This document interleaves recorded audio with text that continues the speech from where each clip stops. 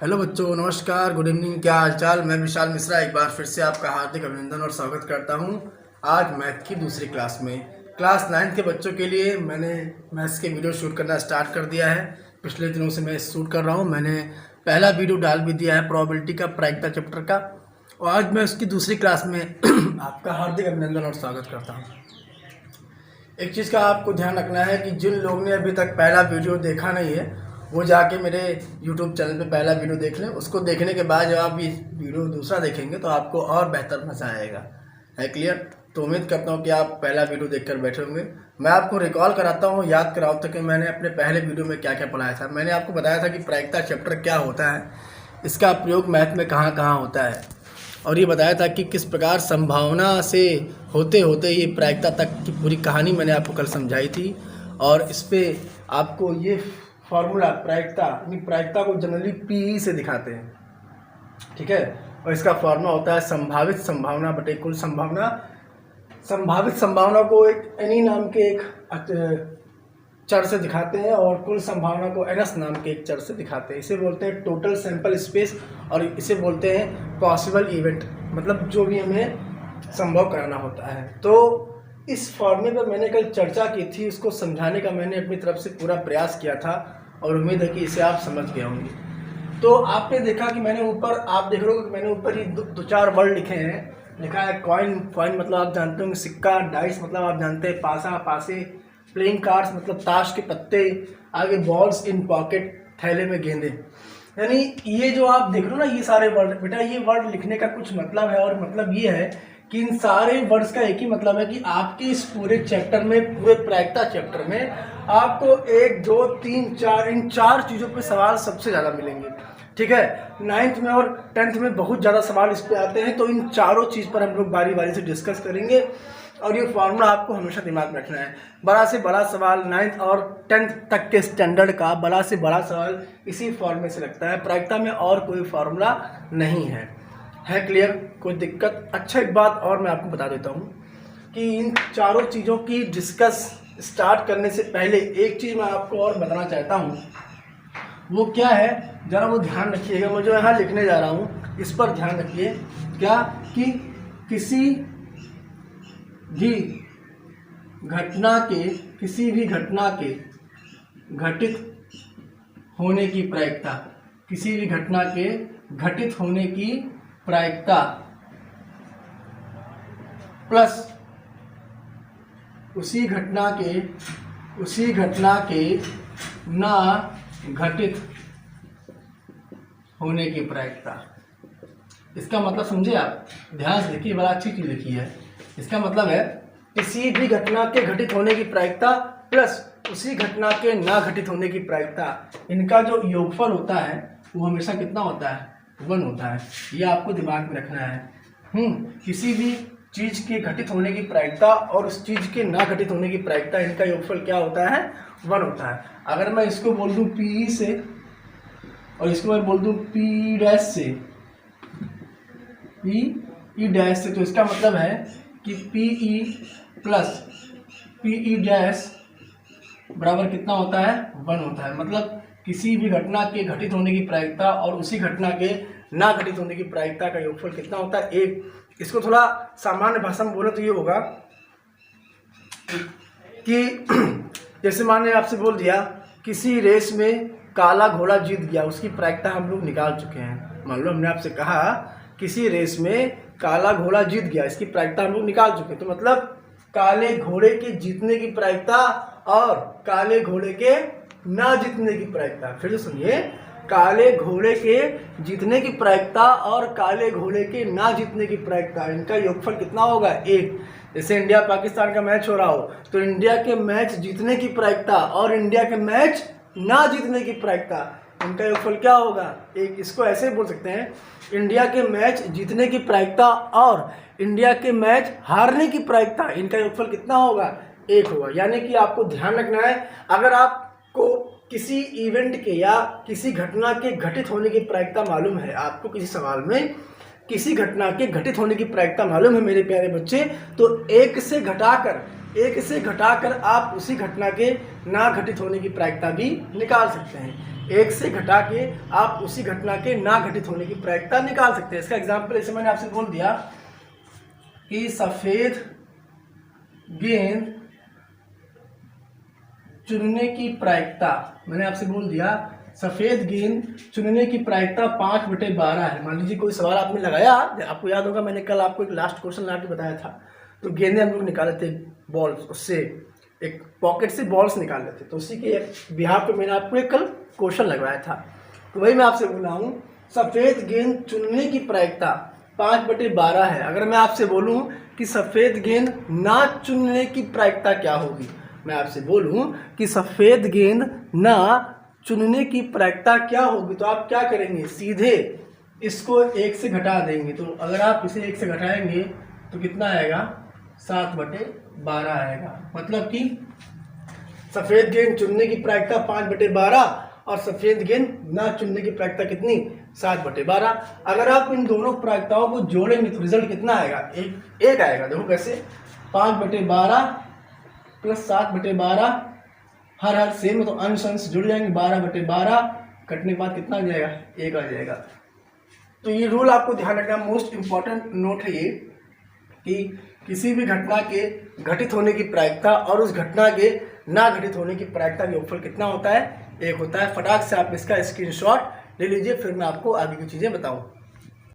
और भाई अब बारी बारी से सारी चीज़ों पर डिस्कस करते हैं। तो पहला हमने लिखा था ऊपर कॉइन लिखा था, है क्लियर। तो इस कॉइन की चीज़ों को समझते हैं बेटा, एक एक टॉपिक के नोट्स बनाते चलिएगा तो आपको बहुत ही आराम रहेगा समझने में चैप्टर, ठीक है। अब देखो सिक्का हमने उठाया है, अब इस सिक्के से जुड़ी सारी चीज़ें आप सीखो। हालांकि आप सिक्के के बारे में जानते हो, स्टील लोहे का बना होता है, पीछे हेड या टेल लिखा होता है, ठीक है। इसके अलावा भी सिक्के में बहुत सी चीज़ें होती हैं, है क्लियर। इसके अलावा भी सिक्के में बहुत सी चीज़ें होती हैं, उस पर फोकस करना है। ये बताइए, एक सिक्का आपके पास है, 1 रुपये का या 2 रुपये का, कोई भी सिक्का हो या 10 रुपये का, आपके पास सिक्के में कुल चीज़ें कितनी होती, कुल संभावना कितनी होती। अगर एक सिक्का आपके पास है तो कुल संभावना कितनी होगी उसमें। अगर हमारे पास कितना सिक्का है, if we have only 1 coin, अगर हमारे पास केवल एक सिक्का है, तो भैया अगर हमारे पास केवल एक सिक्का है तो इसके लिए कुल संभावना कितनी बनेगी, कुल संभावना कितनी बनती है, 2 बनती है। आपको याद रखना है कि अगर आप एक सिक्का उछाल रहे हो, अभी केवल एक सिक्के के सुनो, एक के बाद फिर 2 सिक्के एक साथ उछालेंगे, 3 उछालेंगे, अलग बात है, पहले एक सिक्के पे फोकस करते हैं। अगर हमारे पास एक सिक्का है तो कुल संभावना कितनी बनेगी, 2। ये इसके लिए फार्मूला होता है सिक्के के लिए।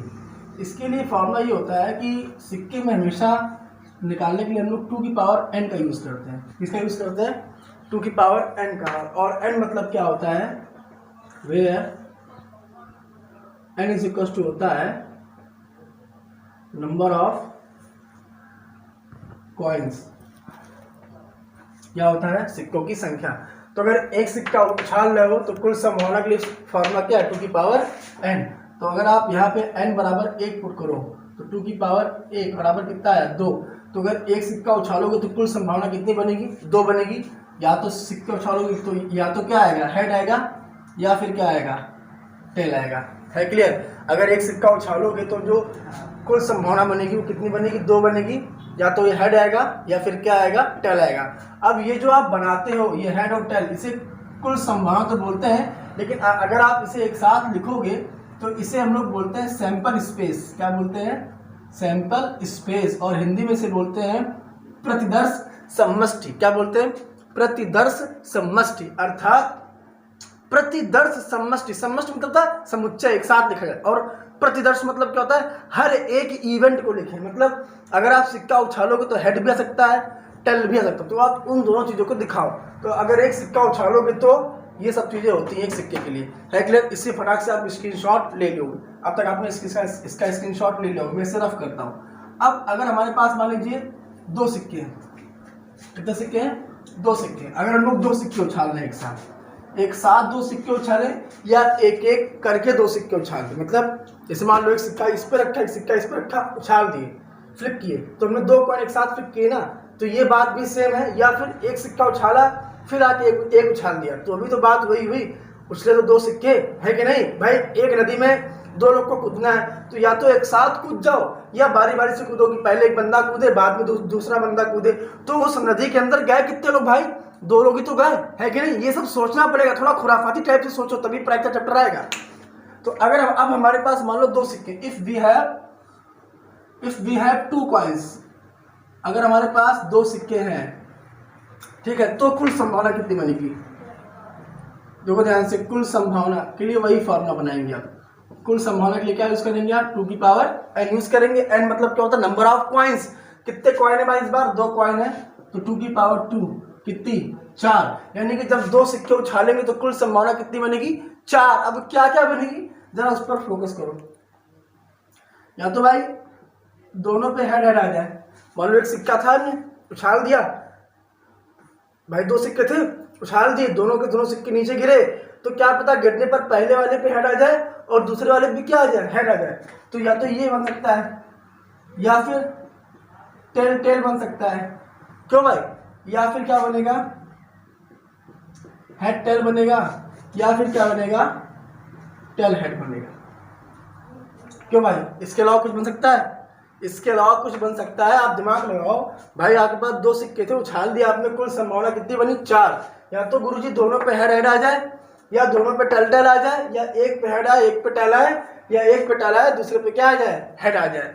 कोई दिक्कत कोई समस्या, इसको नोट करो, फिर आपको हम बताएं 3 सिक्के के लिए। जल्दी से इसका स्क्रीनशॉट लो, उम्मीद करते हैं इसका स्क्रीनशॉट आपने ले लिया होगा। अब अगर मान लेते हैं हमारे पास, हमारे पास कितने सिक्के भाई, 3 सिक्के हैं। अगर हम लोग मान लो 3 सिक्के उछाल रहे हैं, व्हेन वी हैव 3 कॉइन्स, ठीक है। अगर मान लो हम लोग 3 सिक्के, यानी एक सिक्का बगल में, तीनों एक साथ उछाल दिए जाए, या एक एक करके 3 बार में उछाले जाए।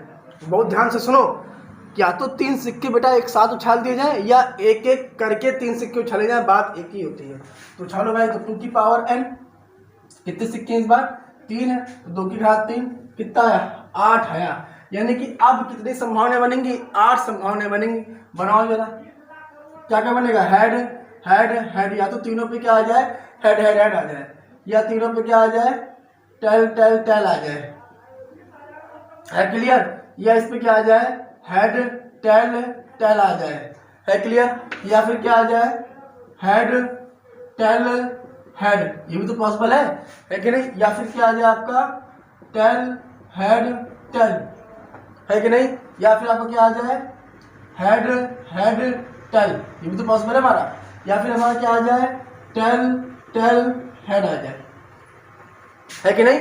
कितनी बन गई, 3 3 6 और 1 7। या फिर तीसरा हमारा क्या बन सकता है, लास्ट वाला क्या बन सकता है हमारे पास, देखो तो भाई देखो ये अपना बन गया ना, कोई दिक्कत नहीं है। तीनों चाहे चारों ऐसे बनाओगे, देखो भाई 3 था, 2 की घात 3 की 8 बनी, फटाफट ही हमने 8 बना ली। अब ये 8 बनाने के लिए आपको थोड़ा मशक्कत करनी पड़ेगी, अपने दिमाग को यूज करना पड़ेगा। ध्यान रहे कोई भी सेट रिपीट नहीं होना चाहिए। देखो 3H 3T, मतलब सब अलग अलग बने, ये नहीं कि HST आपने बनाया तो फिर आप HST बना दो, गलत हो जाएगा, है क्लियर। कोई दिक्कत कोई समस्या, कोई दिक्कत हो तो अभी बताओ, इसको और आगे साफ किया जाए। जिसको भी प्रॉब्लम हो, किसी तरह की समस्या हो, आप यूट्यूब के कमेंट्स बॉक्स में जाके मैसेज मेरे पास भेजोगे। आपको होमवर्क में मैं दे रहा हूँ कॉइन के लिए, आप 4 कॉइन और 5 कॉइन, यानी कि अगर आप 4 सिक्के लेते हो और 5 सिक्के, यानी 2 के लिए आपको बना के मुझे पूरे स्क्रीनशॉट लेके बनाना है। अगर आप 3 के लिए आपने 8 बनाए, वैसे अगर आप 4 सिक्के लोगे तो 2 की घात 4, 2 दूनी 4 दूनी 8 दूनी 16, 16 चीजें बनेंगी ऐसे ऐसे। 5 बनाओगे तो 32 बनेगी, है क्लियर। तो भैया होमवर्क भी 4 और ये 5 पूरा आप हमको बना के दिखाओगे, कोई दिक्कत, इसको आप नोट करो। फिर आपको बताते हैं हम आगे डाइस वाला कॉन्सेप्ट, इसको बता के फिर वीडियो को हम फिनिश करेंगे। अब भाई आते हैं पासे की तरफ। तो देखो यार सिक्का वाला कॉन्सेप्ट सबको क्लियर है ना। सिक्के में जब भी आपको कुल संभावनाएं बनानी तो आप वही करें 2 की पावर n लगाएं। क्यों 2 की पावर n लगाएं, मैंने सब कुछ आपको बता दिया कि सिक्के में कितने पहलू होते हैं, 2 पहलू होते हैं, हेड और टेल। तो उसी के हिसाब से 2 की पावर n यानी 2 पहलू, तो हमने 2 की घात n लिया। अब भाई अब आते हैं लोग पासे भी। ये बताओ अच्छा पासे में कुल कितने सरफेस होती हैं, कितनी सतह होती है, 6 होती है ना, है कि नहीं भाई। आप लोग लूडो वगैरह खेलते हो, सिर्फ फेंको तो उसमें 6 लेयर होती है, 6 सरफेस होती है, 1 2 3 4 5 6, 2 ऊपर 2 ये 2 सामने सामने, तो 6 होगी ना। तो यार पासे के लिए अगर हमें बनाना है कुल संभावना है, कुल संभावना। अच्छा बेटे, अभी मैंने आपको बताया कुल संभावना तो ठीक है, पर इससे जो बन के आता है, जो हमारे पास इसे पूरा समुच्चय जो बन के भी आया था, आपने देखा था ना, हेड टेल 8 में बना के आपको दिखाया, फिर आप 4 लोगे तो 16 बन जाएगा ना सिक्के के लिए। तो वो जो सब बन के आता है उसको बोलते हैं क्या हम लोग, उसको बोलते हैं प्रतिदर्श समष्टि। क्या बोलते हैं भैया, प्रतिदर्श समष्टि, मतलब कि सैंपल स्पेस। क्या बोलते हैं बेटा, सैंपल स्पेस। तो आप अगर आपसे कोई पूछता है कि सैंपल स्पेस क्या होता है, प्रायिकता में कोई पूछता है कि सैंपल स्पेस क्या होता है, तो आप क्या बताओगे कि सिक्के या पासे के प्रश्नों को हल करते समय जो कुल संभावनाओं के लिए समुच्चय बनाते हैं, जो कुल संभावनाओं के लिए समुच्चय बनाते हैं, उन समुच्चय को बेटा हम लोग क्या बोलते हैं, प्रतिदर्श समष्टि बोलते हैं या सैंपल स्पेस बोलते हैं। तो सिक्के के लिए 2 की पावर n मतलब जितने भी कॉइन हो, 2 4 5 6 7। वैसे बेटा आता है डाइस। तो डाइस के लिए क्या होता है, अब ये बताओ, दिमाग लगाओ, डाइस में कितनी लेयर होती है, डाइस में कितनी सतह होती है, 6 होती हैं। तो अगर सिक्के में 2 थी तो 2 की पावर n, डाइस में 6 है, तो यार इसके लिए फॉर्मूला क्या बनता है हमारे पास, 6 की पावर n बनता है। तो अगर आप एक सिक्का उछालते हो, सॉरी एक पासा लेते हो, if n is equal to 1, अगर हमारे पास अगर केवल एक पासा हो, तो क्या बनेगा, 6 की पावर 1 मतलब 6 कंडीशन। अगर एक पासा हो तो कुल कितनी बनेंगी कंडीशन, 6 कंडीशन बनेगी। या तो 1 आ जाए, या क्या आ जाए 2 आ जाए, या क्या आ जाए 3 आ जाए, या क्या आ जाए 4 आ जाए, या क्या आ जाए 5, या फिर क्या आ जाए 6 आ जाए। है क्लियर। लेकिन 6 के लिए, 1 के लिए तो आसान है पासे में। अब अगर मान लो 2 पासा आपके पास हो, कितने पासे हो, 2 पासे हो, if n is equal to 2, अगर हमारे पास 2 पासा हो तब क्या बनेगा, 6 की घात 2 मतलब 36 कंडीशन बनेंगी। कितनी बनेंगी, 36। कैसे 36 बनेंगी, देखो ऐसे बनती है, या तो 1 1 आ जाए, या 1 2 आ जाए, या 1 3 आ जाए, 1 4 आ जाए, 1 5 1 6, या फिर क्या आ जाए 2 1 2 3 2 4। मतलब ऐसे करके आप 36 चीजें बनाओगे, 1 2 फिर 3, मतलब इसे 1 1 1 2 1 3 1 4 1 5 1 6, ऐसे क्या बनेगा 2 1 2 2 2 3 2 4 2 5 2 6, फिर 3 1 3 2 3 3 3 4 3 5 3 6, फिर 4 1 4 2 4 3 4 4 4 5 4 6, फिर 5 1 5 2 5 3 5 4 5 5 5 6, या 6 1 6 2 6 3 6 4 6 5 6 6, जाके कितनी बनी आपकी 36 कंडीशन बनी। है क्लियर भाई। देखो ना हर एक लाइन पे कितनी बनी, 3 ही तो बन रही है, 1 3 1 4 1 5 और लास्ट में क्या बनेगा आपका 1 6 बनेगा कि नहीं बनेगा। तो यार देखो 1 2 3 4 5 6, एक को लिया तो 6 बनाया, ऐसे 2 वाला भाई कितनी बनाएगा 6 बनाएगा, 3 वाला कितनी बनाएगा 6 बनाएगा, 4 वाला 6, 5 वाला 6, 6 वाला 6 बनाएगा। तो 6 6 6 6 जब 6 बार बनेगा तो कुल कितनी बन जाएंगी, 36 कंडीशन बन जाएगी। है क्लियर। तो दिमाग में रखना कि यार सिक्के के लिए अगर सैंपल स्पेस बनाना है, कुल संभावनाएं बनानी, तो 2 की पावर n लेना है। बट वी हैव डाइस, अगर हमारे पास डाइस है तो फिर क्या बनाना है यार, 6 की पावर n से। n मतलब नंबर ऑफ डाइस। अगर एक डाइस है तो 6 बनेंगी, 2 डाइस है 36 बनेंगी, 3 डाइस है तो कितनी बनेंगी, हाँ सही पहचाने 216 बनेंगी, कापी भर जाएगी पूरी। तो इसलिए डाइस का होमवर्क नहीं दे रहे हैं। डाइस में होमवर्क एक ही है कि आपको 6 की घात 2, मतलब अगर आप 2 पासे एक साथ उछालते हो या एक एक करके 2 पासे उछालते हो तो कुल 36 कंडीशन बनेगी, जो कि आप मुझे बना के बढ़िया बिंदास अच्छे फ़ोन से, कैमरे वाले से स्क्रीनशॉट लेके मेरे पास भेजेंगे। है क्लियर। उम्मीद करते हैं कि आज के प्रायिकता की वीडियो में आपको बहुत बेहतर समझ में आया होगा। जिस भी किसी स्टूडेंट को कोई प्रॉब्लम हो, निसंकोच आप मुझे 7007725756 पे व्हाट्सअप कर सकते हैं। मैं 24 घंटे आपकी हेल्प के लिए अवेलेबल हूँ। मिलते हैं नेक्स्ट क्लास में, तब तक के लिए नमस्कार। और हाँ, चैनल को सब्सक्राइब करके बेल आइकन जरूर दबा देना। है क्लियर, हम मारेंगे बहुत।